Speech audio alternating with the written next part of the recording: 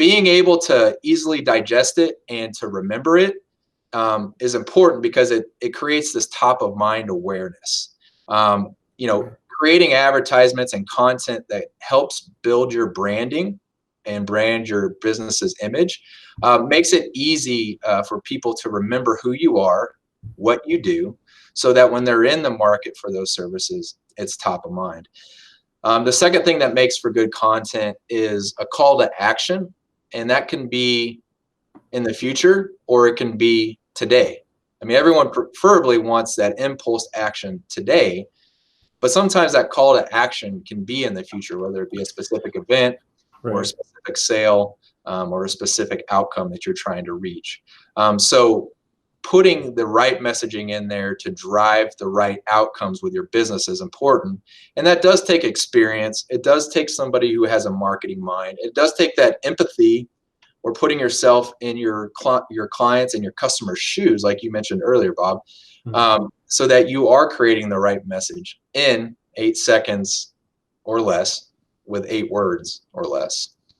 And it sounds easy, and we'll talk about this some more later, but the truth is, I mean, large marketing agencies get paid thousands, hundreds of thousands of dollars to run outdoor advertising campaigns, and they do it in 8 words or less. So even though it's only 8 words, using the right words and matching it with the right content, the right graphics, the right colors is an art, and it does have varying levels of skill and expertise. Awesome.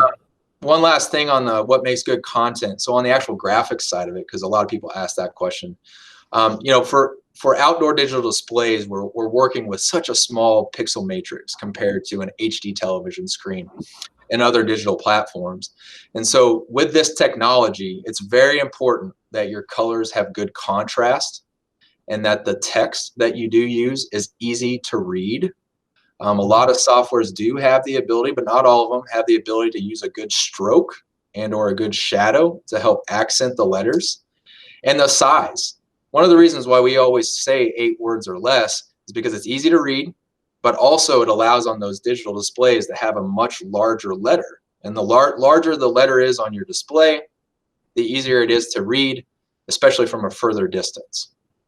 And then the last thing, which I think is the most important and the hardest thing to do with content, especially if you're doing it yourself, is the transitions. The transitions between slides, that's what catches people's attention. And everyone is trained to know what a wipe is or a fade is because they've been around since the 90s with PowerPoint. And they're great tools. But if everyone on the street is doing it, people's eyes are not wowed by it, and they're not catching it as being something different. And the human brain is certainly wired to notice difference.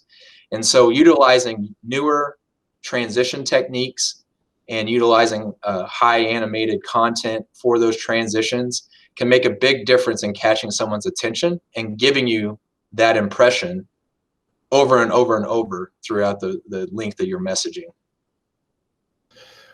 Wow, that's awesome info. Thank you so much. And I like how you broke it down into like easy points. That's the first time I've ever heard it broken down so simply. Thank you.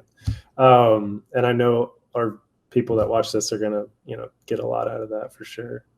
I've actually heard to your point about having content on a sign and understanding what makes good content visually.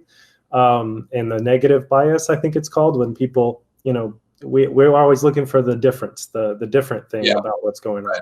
Yep. I actually met with a customer once on site in front of their LED sign. And it was an old LED sign. And it actually had nothing wrong with it. Obviously I own a sign company. My job was to get them a new sign, but my job's also to be honest. So they had the sign there, and beautiful sign, nothing wrong with it.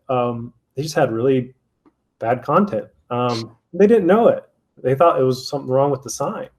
So they actually, what I did to show them that was say, what do you like about the content that's on the sign?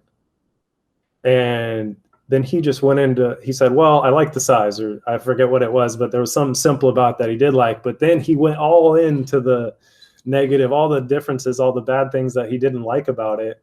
And I just took notes. And then we had a designer do that for him, what he was describing, put it up on the sign, and it was like you thought he had a new sign, right? It was amazing. But those things like that happened probably too often because I think so few people really understand those simple points that you just got across. So thank you.